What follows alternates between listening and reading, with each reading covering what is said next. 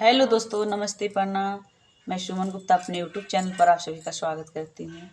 सभी भाई बहनों के बीच में बहुत ही प्यारा गीत लाई हूँ। बहुत ही सुंदर गीत है, हल्दी विवाह गीत। आप लोग सुनिएगा फुल वॉच करके। अच्छा लगेगा तो कमेंट बॉक्स में ज़रूर बताइएगा, वीडियो को आगे बढ़ाइएगा, शेयर कीजिएगा। पापा हो कावन पापा धन रउआ बानी जी। पापा हो कावन पापा धन रउआ बानी जी। कहिया के हरदी सजल रउआ बानी जी। कहिया के हरदी सजौले रउआ बानी जी। चाचा हो कावन चाचा धन रउआ बानी जी।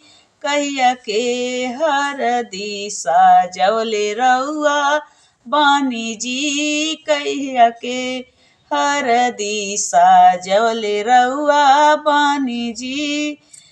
बड़े रे सुहाग बाग हवई हरदिया हो। हरदी चढ़ाई चाचा दे दायासीस हो। हरदी सा चढ़ावा पापा दे दायासीस हो। हरदी के पियर रंग प्रीत के निशानी जी। हरदी के पियर रंग प्रीत के निशानी जी।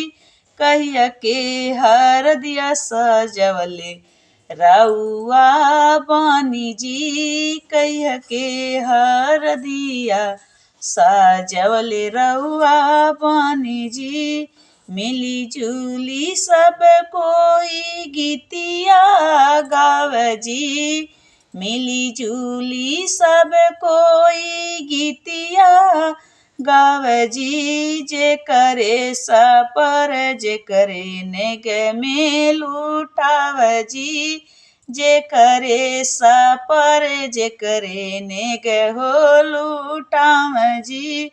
सुनहरा सनेहिया के रीत के बखानी जी। सुनहरा सनेहिया के रीत में बखानी जी। कहिया के हरदी सजवले रउआ बानी जी। कहिया के हरदी सजवले रउआ बानी जी। पापा हो कावन पापा धन रउआ बानी जी। पापा हो कावन पापा। प्लीज़ सिस्टर लोग, गाना अच्छा लगे तो कमेंट बॉक्स में ज़रूर बताइएगा, वीडियो को आगे बढ़ाइएगा।